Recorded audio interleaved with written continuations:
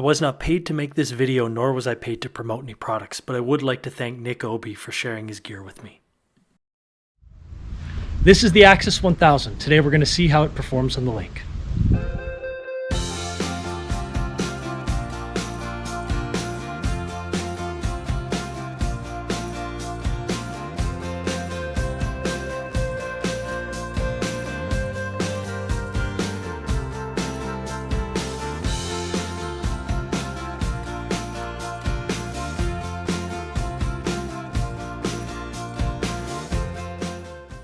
The Axis 1000 is not a new wing from Axis, but it's new to me. I've been riding the 910 and the 1150 for the past 4 months and have enjoyed those two wings. The Axis 1010 is from the same family. The 1010 is also similar in area and span and aspect ratio as the Axis 1000. Geometrically, these wings seem pretty similar, but the similarities end there. I've been told that the Axis 1000 is a different foil cross-section, meaning the thickness and camber of the wing's lifting profile is different than that of the 910, 1010, and 1150 family. And the difference continues. The Axis 1000 has a flat wing shape with anhedral wingtips. The tips point down. The Axis 1000 also looks thicker and has tapered tips, meaning the wing is widest in the middle and gets thinner towards the tips.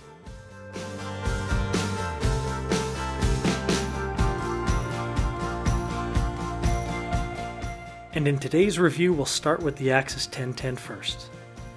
The Axis 1010 is a flat wing with a thin foil cross-section. Immediately, this wing reminded me of the Axis 1150 and Axis 910. I reviewed both of those wings and have not yet had the chance to ride the 1010. I'll include links to the 910 review and the 1150 review in the description. The simplest way to describe the Axis 1010 is that it felt like the average of the 910 and the 1150. And that shouldn't be surprising, as the 1010 sits between the 910 and 1150 in terms of area and wingspan.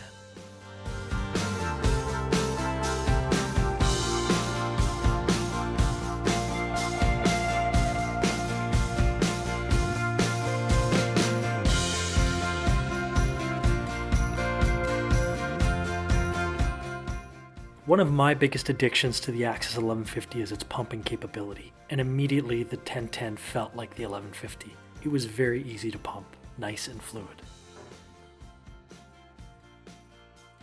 One of the tests I like to perform is to see if the wing can surf the second wake of my jet ski without pumping. The Axis 1010 was close, but not quite.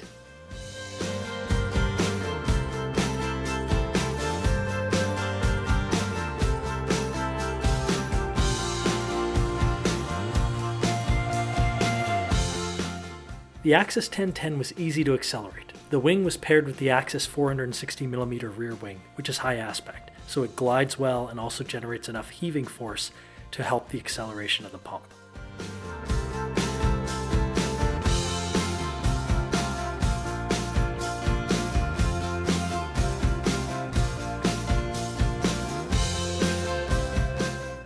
At about 1,400 square centimeters of horizontal area, the Axis 1010 is on the larger side of the high aspect ratio wings that I've been testing.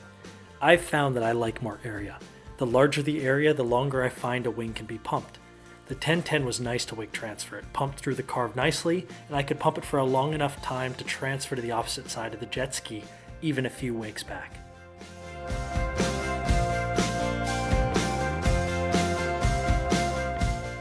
In a prior video, I reviewed the Lift 200 high aspect wing. This wing is 1,290 square centimeters of area, so it's smaller than the Axis 1010.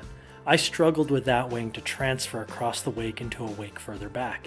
You can see here how much easier it was to transfer the Axis 1010, which has a higher wingspan, higher area, and a higher aspect ratio than the Lift 200 high aspect.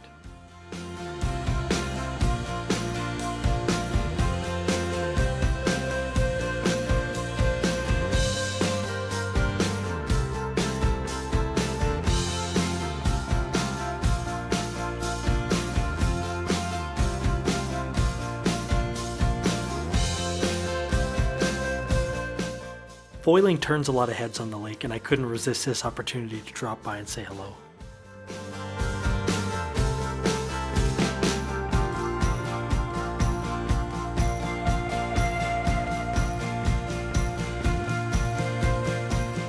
So we headed back to the dock and mounted up the Axis 1000.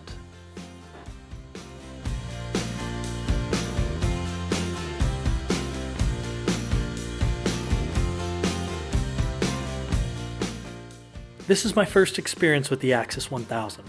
I found this wing easy to pump and it felt similar to the Axis 1010.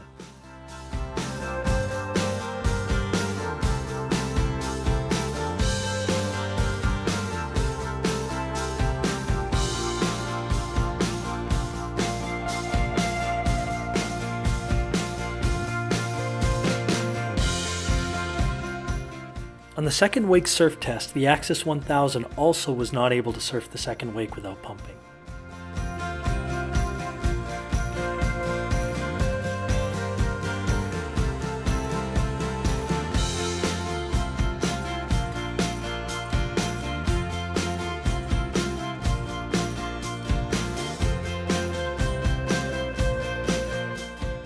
For the acceleration test, I also felt like the Axis 1000 was similar to the Axis 1010 and easy to accelerate.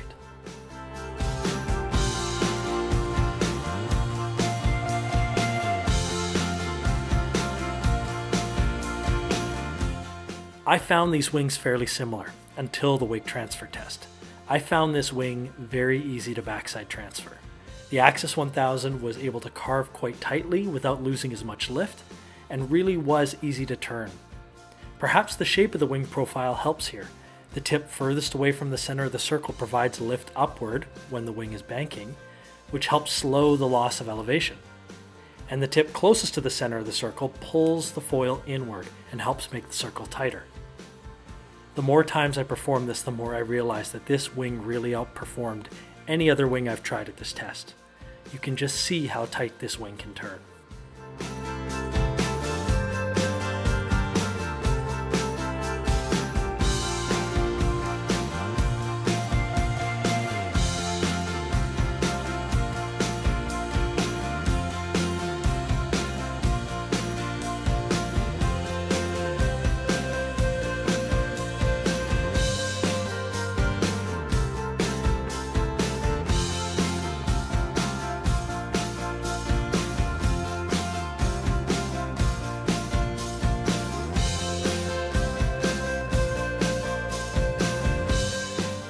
I took these wings to the dock and wanted to compare them to one another for pumping speed, gliding distance, and carving capability. We started with the Axis 1000. I struggled with this wing. I made 14 attempts and was only able to launch this wing once.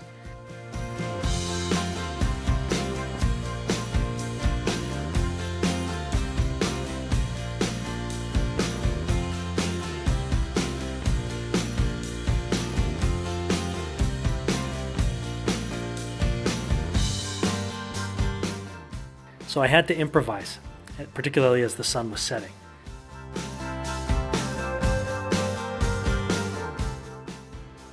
I tried something with the bungee I'd never tried before. The bungee has a 95-pound pull force, which is 43 kilograms of mass.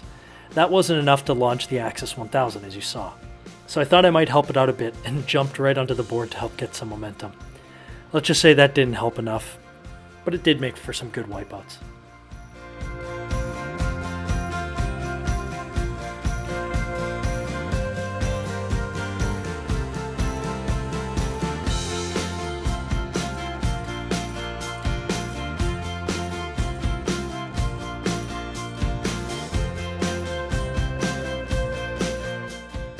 These two wings had nearly the same area, same wingspan, and same aspect ratio, yet performed so differently on the launch.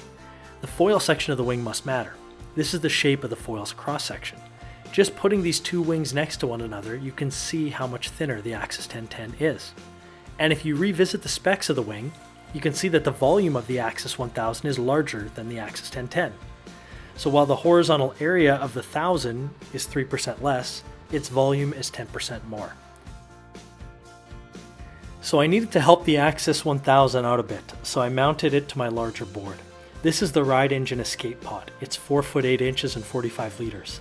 This board rises out of the water fast, quickly reducing the drag, letting the bungee pull force help get the foil up to its takeoff speed.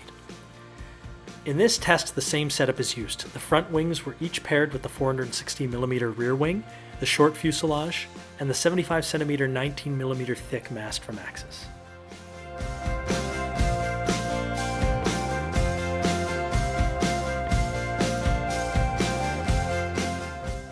In this first test, we compare the pumping speed, and you can see that both wings have a very similar speed. Maybe the edge goes to the Axis 1000.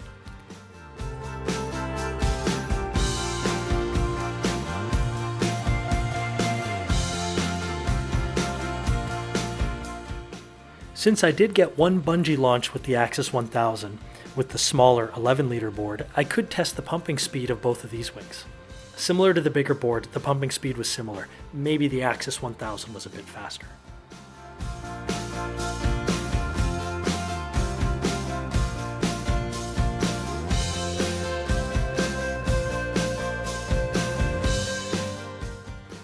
For the glide test, again both wings were similar, though in this test it's always hard to ensure the foils enter the course at the same pumping speed.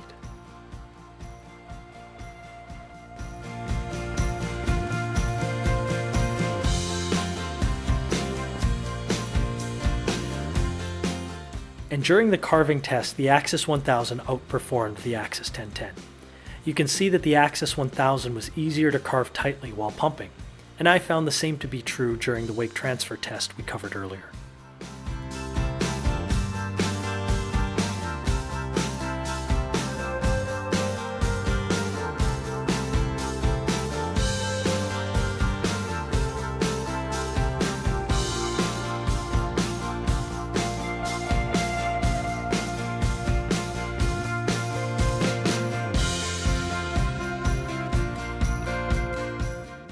The Axis 1000 and the Axis 1010 have similar geometries in terms of area, aspect ratio, and wingspan. However, the Axis 1000 is thicker and has a different foil section, and its wing tips are not only turned down, the wings taper as you go from the center to the tips. And while there are differences, these two wings had similar pumping acceleration, pumping speed, and gliding distance, though I do feel I could pump the Axis 1010 a bit further. Neither wing could surf the second wake without pumping. And the Axis 1000 struggled to lift off during the bungee test, while the 1010 lifted off with ease. The Axis 1010 reminded me of the Axis 910 and the Axis 1150. It's a nice blend of the two wings that I enjoy the most. Where the Axis 1000 really impressed me was pumping during the carve. This wing distinguished itself in this class. I can't say I've enjoyed a backside transfer with any wing more than I did with the Axis 1000. It performed well. These wings are similar but also quite different. For straight line flat water pumping, I'd go with the Axis 1010, and for carving and pumping transfers, I'd go with the Axis 1000. But nonetheless, both are nice wings for the lake.